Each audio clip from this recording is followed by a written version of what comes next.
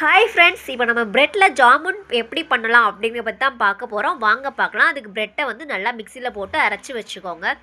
இன்னொரு பாத்திரத்தில் பிரெட்டை கலந்துக்கோங்க. எடுத்து வச்சிருந்த ஜாமுன் மிக்ஸை இதோட ஆட் பண்ணிக்கோங்க. தேவையான அளவு பால் ஊற்றிக்கோங்க. கொஞ்சமாக ரோஸ் எசன்ஸ் சேர்த்துக்கோங்க. இது எல்லாம் சேர்த்து நல்லா கிளறி விட்டுக்கோங்க. இதை 20 மினிட்ஸ் மூடி போட்டு மூடி வச்சுக்கோங்க. இப்போ நம்ம ஜீரா பாகு ரெடி பண்ண போகிறோம். அதுக்கு சீனி தேவையான அளவு எடுத்து வச்சுக்கோங்க. தண்ணி விட்டுக்கோங்க. நல்லா கிளறி விட்டுக்கோங்க. அப்போ தான் சர்க்கரை பாகு நல்லா வரும். 1லேருந்து 2 ஏலக்காய் வந்து இதில் தாராளமாக நீங்கள் தட்டி போட்டுக்கலாம். இப்போ நம்ம எடுத்து வச்சிருந்த மாவை பால்ஸை குட்டி குட்டியாக உருட்டி வச்சுக்கலாம். அதை இப்போ நம்ம பொரிச்சு எடுக்க போகிறோம். பொரிச்சாச்சு. இப்போ நம்ம ரெடி பண்ணி வச்சிருந்த ஜீரா பாகில் இதை லைட்டாக சூடு ஆறுனதுக்கப்புறம் இதை வந்து நம்ம கலந்து விட போகிறோம்.